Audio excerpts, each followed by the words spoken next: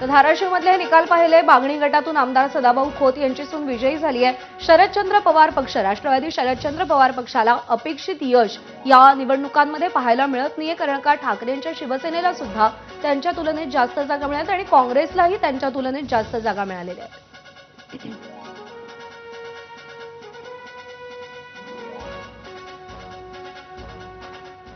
तर या सगळ्या निवडणुकांचे वेगवान अपडेट तुमच्यापर्यंत पोहोचवत राहणार आहोत। एक छोटासा ब्रेक घेतोय, पाहत रहा एबीपी माझा।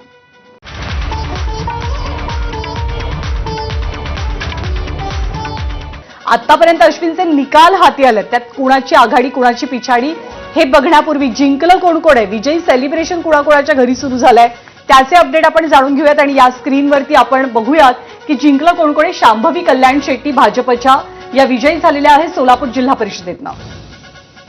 तर पुढचा निकाल जातोय चपळगाव सोलापूर पंचायत समितीतला सागर कल्याण शेट्टी हे भाजपचे जिंकलेले आहेत। एका घरातनं दोघांचा विजय झालेला आहे। त्यापाठोपाठ दहिगाव मधनं सोलापूर जिल्हा परिषद संस्कृती राम सातपुते यांच्या त्या पत्नी आहेत, त्यांनी विजय मिळवलेला आहे भाजपकडनं। आनंदाला उधाण आलेले कारण हळूहळू निकालही समोर येतात। आता जवळपास मतमोजणी जी आहे ती सुरू होऊन 1.5 तासापेक्षा जास्त कालावधी झालेला आहे। सांगलीमधलं वैयक्तिक सांगली जिल्ह्यामधलं चित्र भाजप 8, त्यासोबतच शिवसेना 5 अशी सध्याची आघाडी। एकूण जागा 61। राष्ट्रवादी 3 ठिकाणी आघाडीवर आहे सध्याच्या घडीला, काँग्रेस 2 ठिकाणी आघाडीवर आहे, ठाकरेंची शिवसेना एका ठिकाणी आघाडीवर आहे,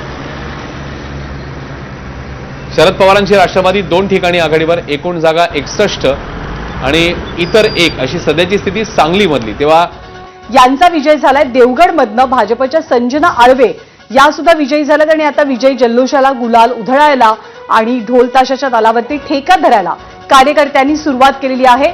राज्याच्या वेगवेगळ्या भागातनंही 4 दृश्य विजयी सेलिब्रेशनची आपण पाहतोय। गुलाल उधळला जातोय आणि विजयी उमेदवारांचं अभिनंदन केलं जात आहे।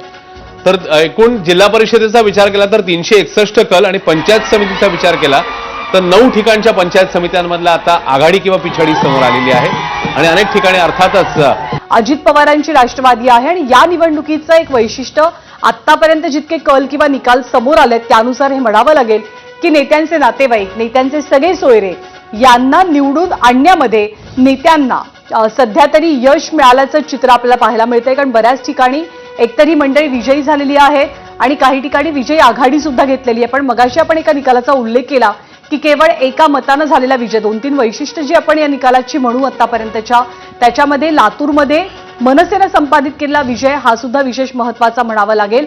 सिंधुदुर्गाच्या सावंतवाडीच्या विलवणी गडामध्ये भाजपचे प्रशांत सुकी। तर धाराशिव जिल्हा परिषद 13 मधली बहुचर्चित निवडणूक, आरोप प्रत्यारोप किंवा काय म्हणे आपण शाब्दिक युद्ध बघायला मिळालं होतं। अर्चना पाटील भाजपच्या जिंकलेल्या। तर रायगडच्या नडगाव जिल्हा परिषदेमध्ये बिरवाडी इथून विकास गोगावले शिवसेनेचे, भरत गोगावलेंचे सुपुत्र आहेत, पहिलीच निवडणूक ते लढवत होते आणि विकास गोगावले यांचा सुद्धा विजय झाल्याचं पाहायला मिळतंय।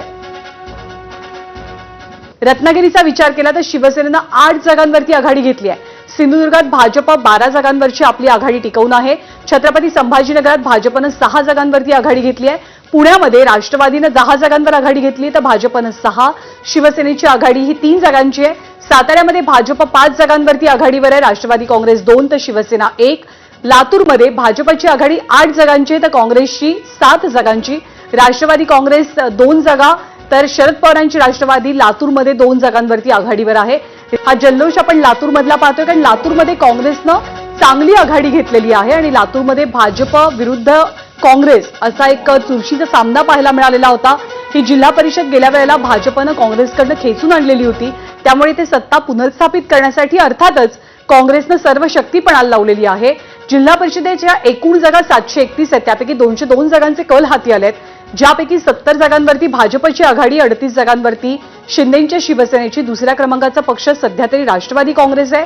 43 जागांसह काँग्रेस 21 जागा, ठाकरेंची शिवसेना 14, शरद पवारांची राष्ट्रवादी 3 आणि इतर 12 अशी आघाडी किंवा असे कल निकालांच्या बाबतीमध्ये आपल्याला राज्यभरातले पाहायला मिळत आहेत। कलांच्या